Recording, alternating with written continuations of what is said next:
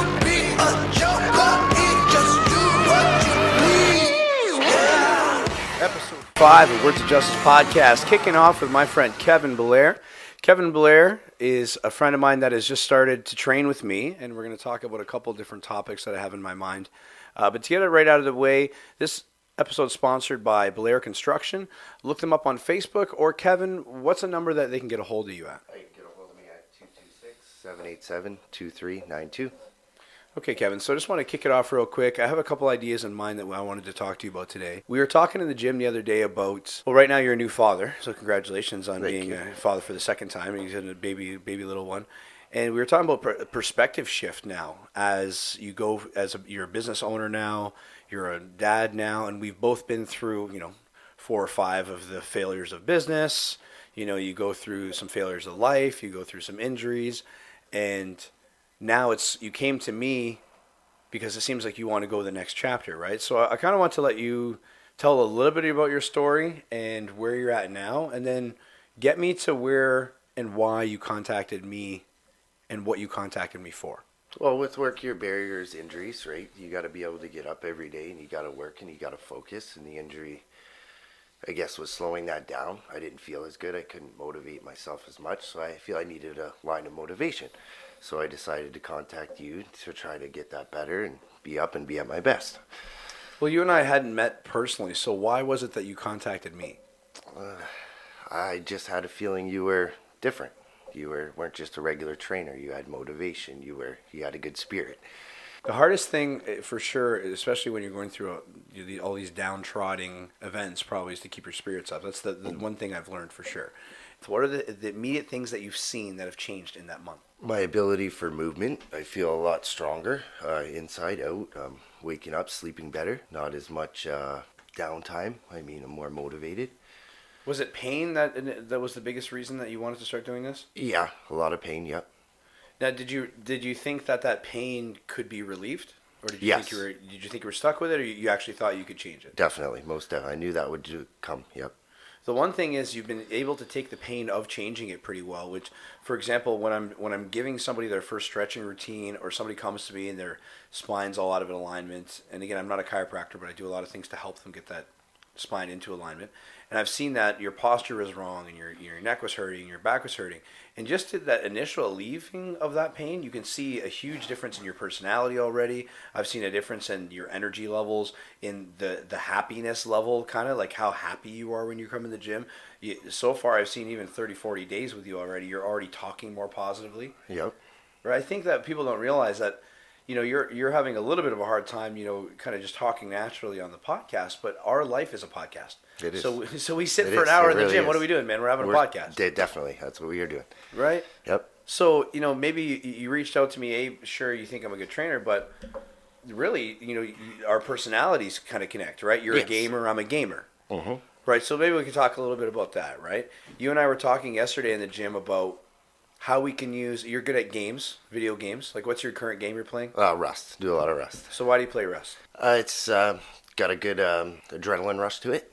Why do you get the adrenaline rush? Are you using The strategy? PvP. Are you It's a lot of PvP, yeah. So you're going against other players. You're getting the rush of winning. You're building your team. You're going against other teams. There's some tribal warfare going on, right? A lot of strategy, yep. Okay, so there's all these dopamine rushes in those games. Exactly. So what I was trying to explain to you yesterday is it's so easy to get the dopamine rush of the game because there's a big thing that flashes across your screen that says achievement or victory or you won or conquered or base destroyed or whatever it is that you're doing and you're achieving.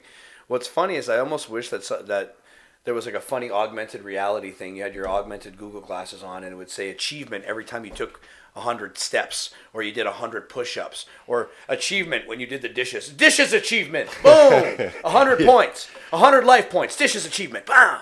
When I think about people who game, like you game, and we were talking about how to be more successful in business, it's, well, are you spending 20 hours a week on Rust, or are you spending 20 hours a week on promoting your business? Well, it should be 20 hours a week on the business. Of course. Definitely. And we both know that it's easy to get pulled into these other realities. Yes. Right? It's probably easier to be the hero of Rust than it is to be dad, you are the hero, but are you ever treated as the hero as dad? No. Not as much as we'd like. Right? No. That's just the truth, and it's okay.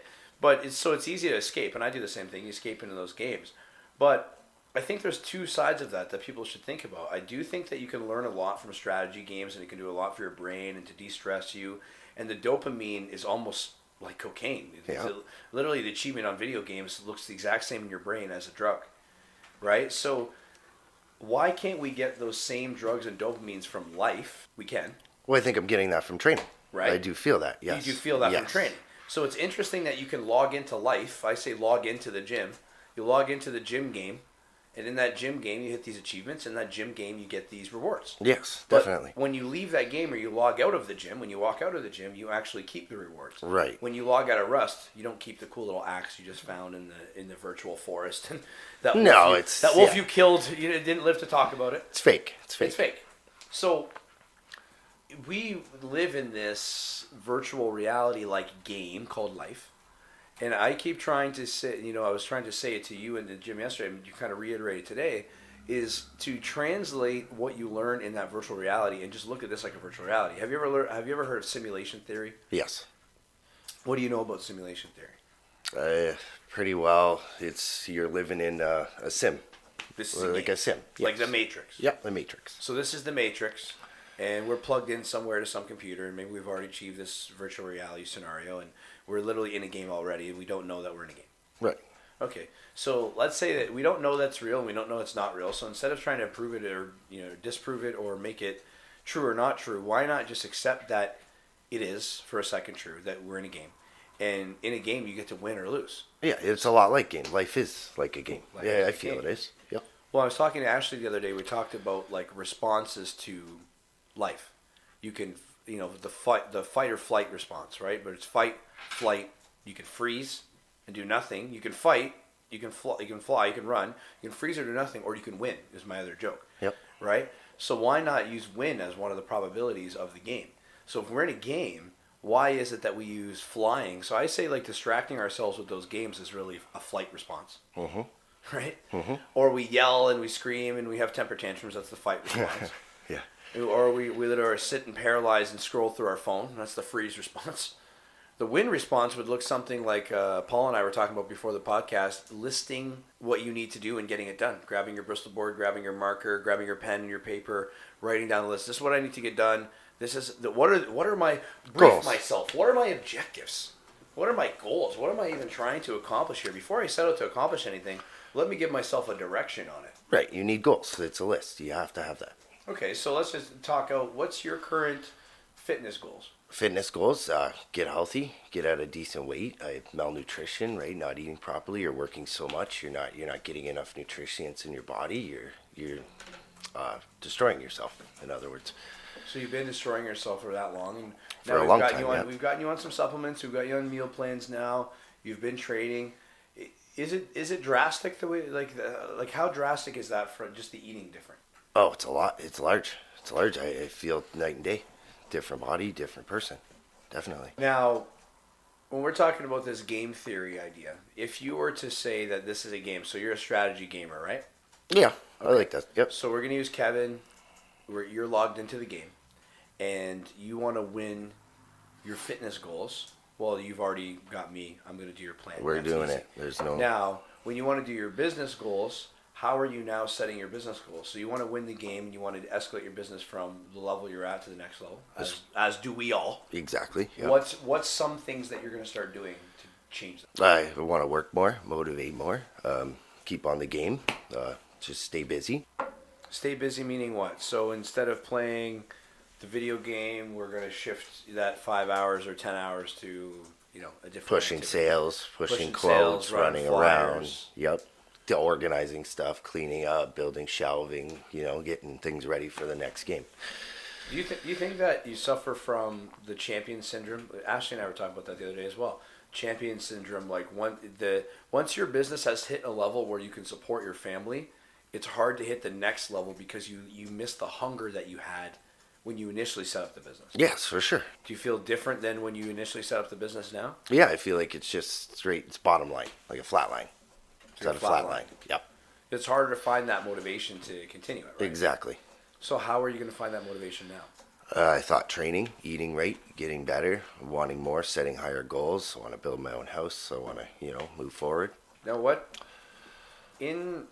why did you start a construction business? Why are you so interested in that? What keeps you doing that? I just had a gift. I mean, I love working with things. I love building things, constructing things. I was good at it. It came natural almost. It was like a natural ability. Like you have with training. Same. It's a natural ability. It's a gift we got. And you got to use that gift. If you don't use that gift, you're never going to succeed. Do you think that we take the gift for granted? Some, yep. Because it's definitely easy. It takes a lot of meditation for me, and I don't mean meditation just like sitting down and doing meditation as people think, but just thinking in general and planning and plotting to keep my motivation. It's not easy to constantly want to go lift heavy things or make sure that I'm flexible enough to, jump and kick and do all these different things. But finding different motivations to prop that up definitely has helped. Yes, for sure. Right? For you, it's, your kids, your business, Kids your is a big- family, your house, those kind of things. Mm-hmm. But I keep arguing with everybody right now, and that's not an argument, but really just kind of, I like to be a catalyst to people. So I say, well, what now? So what now? So that purpose to be a dad or to do your business and stuff, once you've achieved those things, it's really hard to keep that as your primary motivation, even though those things exist still. For sure, yep. So what for you are you going to find past the initial meaning? So you have purpose in fixing these things, going to the house, satisfying the customer, making sure that their house is fixed. That it's really cool. Like, my girlfriend was able to shut her oven. Really excited. Yes. Great reaction. Right. So that's obviously rewarding, but That's why I thrive. That's why what you makes me thrive. That felt good, just for her to be happy. That was it. To relieve her stress, take some off of her, right? so what gets you to the next level? What's the next level of that achievement? I'm trying to figure that part out. That's a good question. Very good question. Right? So is it just that you need to do that more often? But if you did that more often, would you take it all for granted? Never take it for granted. Never. I've learned that the one big lesson in life I learned is never take anything for granted. Well, then why do we seek to distract ourselves so often from the thing that we're clearly so passionate about? For a lot of times in my life, for example, like the fear of success scenario. It's like you'd rather distract yourself with the game or with something else so that extra 20 hours didn't actually go to succeeding, right? I could train to the point where I'm in better shape than everybody in the gym, or I can go to world class level.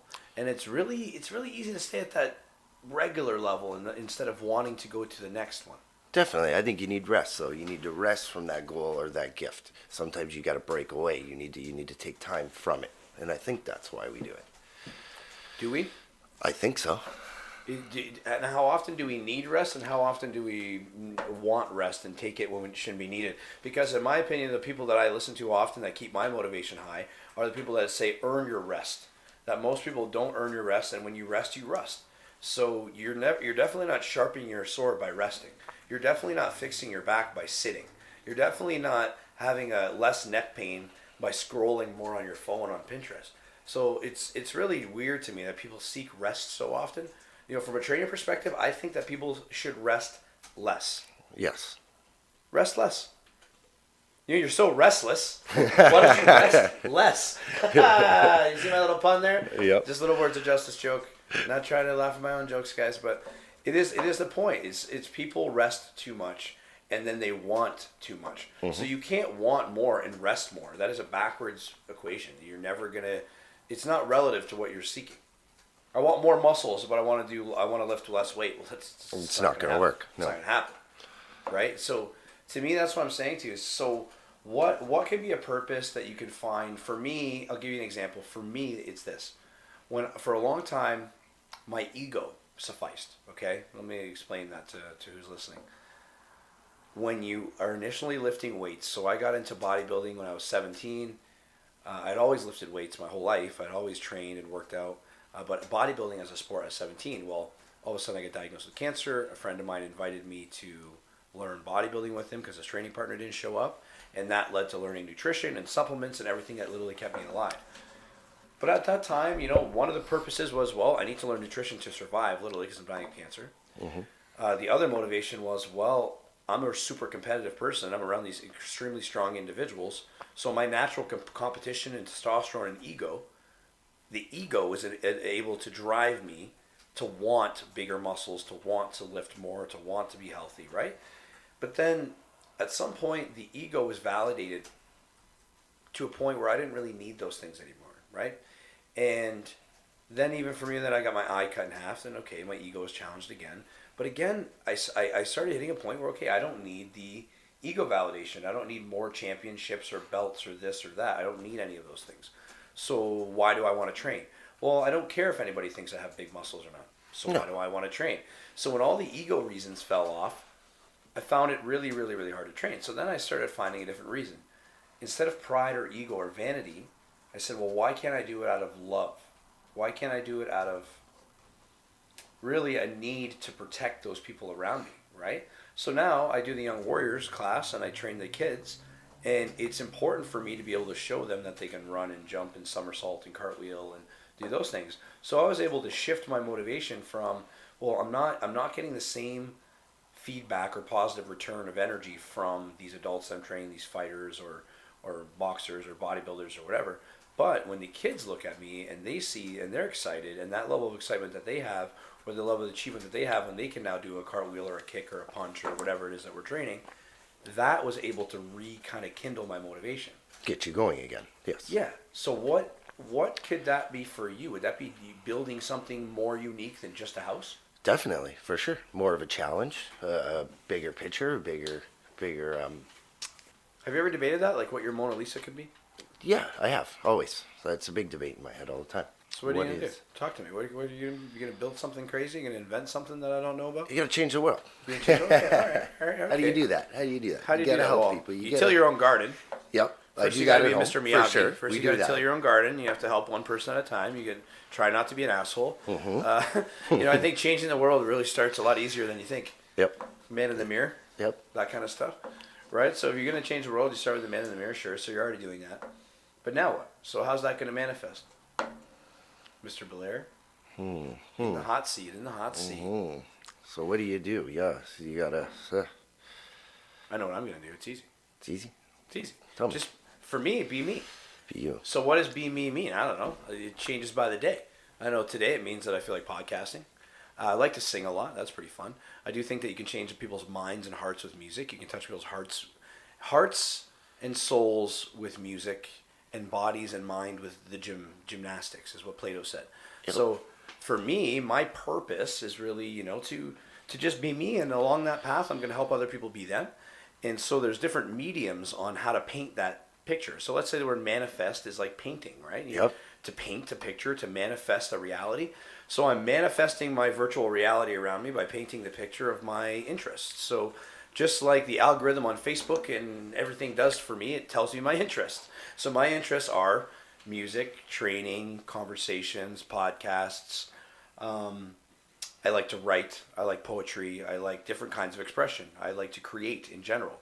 So how can I change the world? Well, if I honestly express myself and I till my own garden honestly, and I constantly try to self-progress, and I constantly try to progress the people closest to me in an honest and non-judgmental way, I create content that is an honest expression of myself, whether that's the words of justice or the street justice, or I'm now creating something like a covers project that I'm doing where I'm singing different songs that my parents and grandparents sung to me that my son will listen to your kids. So, yep. So think about it. Now if Bruce Lee had YouTube, or John Lennon had YouTube, and John Lennon could have just sang into the mic whenever he was bored, there would have been content that millions of people could have been changed with forever. Yes. Right? Mm-hmm. So if you were to build a monument, right, for you it might be physically building something, or you're on this podcast right now, we're digitally building something. Right. So we're creating content. So I think just to create itself is how you change the world. But till your own garden. Don't create in a way that is like you're creating a bronze statue of yourself to immortalize yourself forever. That's the facetious way to do it. But if you're creating content where other people's lives will be affected forever, that's the key. Yes. Because those are the people that we talk about. To become a champion of other people, not just a champion. It's one thing to be a champion, like I'm a champion in a ring for myself. But then there's another thing to be somebody like Muhammad Ali, who became like the people's champion, and is like every punch he threw was like for everybody watching. Mm-hmm. Not self-centered. Yeah. You're not self-centered, right? so you can build houses and you're going to do that and you're going to make money and whatever. But with your skill, like you actually, and I'm leading you into this because you talked to me about this the other day. You should be a person that goes and builds houses in Haiti, that goes to another country, where you and I are setting up, solar panels and energy, and you're that kind of guy. Doing by right, yeah. I think you're that for sure. I think that maybe Bellaire construction in the future is we're gonna see it in different countries building things and creating other shelters for people that need it. Definitely, because it'd be worthwhile for sure. Speaking, it's hilarious. Remember we were talking about you got to make sure you put your phone on silent, guys. You never know who's gonna call you. No, but Kevin, expand on that. Seriously, talk to me for a minute. Open up. What would you do? So money's not an object. I give you $1 million right now. Oh wow! You got $1 million right now, and you're not in theory anymore. You got to pitch me, okay? I got this $1 million in my hand, Kevin, but you can't get it unless you give me an idea worth a damn. Wow. Okay. So go ahead. Well, first of all, money. If money's not an object, you could do many things. You don't have to stress. No, you right now. It's not it's like you're going to tell me like it's not a theoretical. Okay. So here's a real $1 million in my hand. You're really sitting there. You can do whatever you want. So you got pick a country, pick an act. What are you doing? Where are you going? What exactly are you doing? Oh, anything to help wherever help is needed. Not specific enough. Not specific enough. Give me something. Okay. You got $1 million right now. What do you do? $1 million. Wow, that's a good amount of money. I wouldn't even worry about that anyway. What would I do? It's a good question. What's your biggest skill? What could you do? $1 million right now. How many solar panels does it buy? But you by yourself, without anybody. Could you go down and build a solar field for a village? Sure. Anything you put your mind to, you can do. Definitely. No, but what can you do? What can you specifically do? Anything I put my mind to. Anything I want to do. So, we're going to go to Nicaragua. Yep. And you're going to build an entire school. Yeah, I'd have to do a lot of research. What help is needed? Where's things are being set up? Where's the worst? What needs to be done? Where would I go? Would you go? So if I gave you this $1 million, would you be willing to go spend 6 months of your life in a country that you never been to, building for people you never met? Of course, yes. I'd be on a plane today. Okay. Are you willing to stay in our country for the same $1 million and build things for people that you never met in our own city? Of course, any day. Yep. Okay. Well, maybe we're sitting on Droulard right now, so maybe you and I can start like a different kind of project. Maybe we can do a Droulard revitalization project, or maybe Bellaire Construction. Maybe someone from the BIAs are listening right now, and you can call Bellaire Construction to help with some BIA revitalization. So maybe your company could help us rebuild Windsor. That would be great. That would be great. That would be awesome. So let's just get that. Let's get involved in that. Let's start an initiative, me and you. I like to start projects with people. Let's start a project where maybe a portion of proceeds from the rest of your projects goes in towards a fund, and that fund, like the little things that matter fund. Right. Change for or better. Maybe like the little buildings that matter. Change for better. Always change for better. Anywhere I'm needed, I would be, for sure. Maybe that could be something we could do, because I do believe in taking our art. Just like I see all the murals around here, you see a lot of Denial's work, you see a lot of Athena's work. They're taking their art and they're using it for the better. So, you could be somebody that builds parks and rebuilds things and helps us to beautify our city. And maybe we just need the right people to say yes to doing that. Right. Exactly. Well, we need to find that, because if we don't really find a bigger purpose in life, then the little things or the great things that we're already doing kind of get stuck between the noise. You miss it. You're distracted from your own life. You're not even living it anymore. Which is, I think, why we go into that depression state. Well, what do you think depression is? That's a good question. That's a big one. For you, what is it? What is it? Well, injuries, not being able to do what you could do or what you want to do, or you feel more, I guess you're useless. I guess you feel useless inside in ways. I think that's depression, not knowing where you're going or what you're going to do, or you got barriers, you got so much on your mind, there's so much weighing you down, and you can't figure a way out of that hole. That's true. I know for me, I try to explain to people as depression is inwardly looking for the answer or being stuck in the past. Yep. Anxiety is fear of the future that hasn't happened yet. Right. And to try and be in present moment is extremely, extremely hard. But at the same time, depression is also a necessary evil in times where, you can be depressed when everything's going good around you. It's hilarious because you can still be depressed. You can, the white picket fence syndrome. You can sit there and everything's fantastic, and yet you appreciate nothing in your life. You're ungrateful to the people around you. Nobody's good enough. Nobody can do anything good enough. And we get like that when we get on top a little bit, where we can pay the rent and we can pay everything, but we stop being appreciative of our life. For me, that's what makes me want to go train, kids that maybe can't afford it, or go help with Habitat, Habitat for Humanity guests down here tomorrow, or go help with one of their projects, or we did Push House for Poverty and go raise some money for the food bank. Or I like to try to just do something to take my brain off my own mundane problems for a minute. Right. So that's your rest. There's your rest. Yeah, instead of that's what that is. Okay, that is a big point that I want to make. Mm-hmm. People seek rest on their couch when you could just take a rest. Like you physically have more energy, but if you just use that 1 or 2 hours of rest, quote unquote, and I'm doing ear quotes right now, air quotes, quote unquote, you need more rest. But that if you would empower your soul so much more. But by the way, your energy comes from your heart and your soul. Mm-hmm. The body and the mind just process the energy created by the heart and soul. Right. That's just my little trainer talk for you guys, by the way. So if you think you lack energy, sure, it could be your body lacking energy. Sure, it could be your mental fatigue.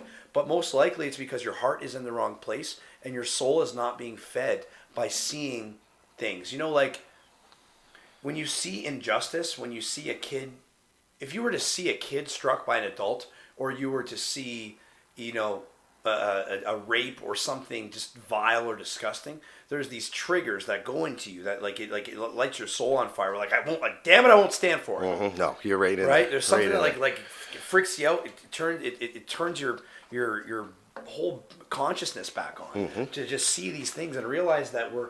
It's easy to be selfish, but it's hard to be selfish if you just take a minute to go look at these people who have a whole lot less than yourself. Right, exactly. And you want to help them. That's the change you need. Or maybe Habitat for Humanity. Maybe that we link you with our friend Fiona, and maybe we can help in some way go work for Habitat for Humanity or build some extra things. Because those kind of things do make a difference, and we don't spend enough time. Nobody spends enough time on doing it. No, for sure. Definitely not. It's frustrating for me because people think, well, Jess, why do you have so much energy? I'm like, I don't. My soul's on fire because I see injustice everywhere. Yes. It's like a Michael Jackson song. They don't really care about us, so I'm going to care about it for them. Right. My heart is bleeding for the people that are not being able to speak up for themselves. Right. It enrages me, and and those are all the negative sides of the emotions. But I also love the people, and that's a positive way to look at it. My soul is also expressive and happy, and I want to sing songs and dance as well. Mm-hmm. So it's like you can use the negative sides of your heart and soul and the positive sides of your heart and soul to direct all the energy into one new, better direction. Mm-hmm. Right? And that's, I wanted to jog your thoughts a little bit today too, just thinking that, like, I think people who swing a hammer or screw in screws often think of themselves as like squares. Yep. Right? I'm a square. I do square work. Everything. I use my square to do it. And where's the round? Where's the round? Where's the round? Where's the curves? Where's the fun? Where's the expression? Where's the detail. creativity? Do something outside the damn box. Mm-hmm. Stop building square boxes and start building a little bit of circular, circles and some kind of fun in your life. And that's what I try to do when I train people. Like everybody has a different thing we're working on, myself included, always. Of course, we all do. Everyone has their own things. We have something we want to achieve. We want something we want to work on, and for you, it seems like you're probably bigger than what you're currently doing, and we all are. Yes, for sure. We all and are, I think right? there's a part of the depression too, is because you want to be farther than you are, always. Yeah, but And that's part anxiety, part depression, right? Yep. Because Rome wasn't built in a day. The reason, honestly, what taught me so well to be patient in that regard is bodybuilding. You don't build muscle in a day. No, it's time. Everything's time. It's time plus consistency, right? Plus some skill. And the more educated you get on doing those things and the better use you make of your time and the more disciplined you are, the better your results are. But if I work out for 2 days and don't work out for 5 and don't work out, and I'm all over the map, then my fitness is going to be, translated to that. I look at the same thing in business and I look at the same thing in community. It's one thing to be a community person that you go out and you do a big hurrah one time. Mm-hmm. But what have you done for me lately? Right? Right, exactly. You need to be a community member that consistently is a member of a community. Once every 6 months, once every 3, do something more consistent. What are you involved in? What can I sacrifice 10 hours of my 20 hours of recreation time to do something more? To do something more, yeah. We all thrive that. Yeah, we all crave it, but I'm not sure how much of us actually go seek it. And do it, right. right? So we're talking about that. You know, what, Kevin, do you think that you want to do after this construction business for a second? We were talking about, like, so you have $1 million again, and you can start any business right now. But it's going to be a business where you want to help people. And what way would you want to help them? Like, what business would you start, or what nonprofit would you start if you could right now? Just small things to make their lives easier, to make change. Little things. It's always the little things. Those are the things that matter. It's the small things in life. So what could that mean? Trying to retrain your brain. If they can't afford food, they need to eat. You need water. You need heat. You need little things. They got to lower the electricity bills. Everything's costly. So much money. So how could you do so? What one thing could you do to lower any one of those problems? Better insulation, better windows, better doors, clear drafts. Many things. So what if? Okay. This is great. So what if there was a program where people Mr. who Gray rent said it'd their take us- place who have owners that will absolutely not do anything about their cold Oh house, God, we see a lot of that. That's right? everywhere. Ton of that, right? Everywhere. And it might only cost some silicone, a couple sheets of plastic, a staple gun, a few things, right? Yeah, they don't want to spend it. They don't want to spend it. Well, maybe that's something that you could create where you, in the fall, went around and there was a fund where you had a certain amount of plastic and window stuff, and we cover windows and do things that can help the average person that need it get something done. Like when somebody says, "I want to change the world," okay, fine, but in what way? In what brick are you going to use to build that wall? You need some kind of brick. You need a starting some point. kind of mortar. You need some kind of way to actually build your wall, Trump. Yep.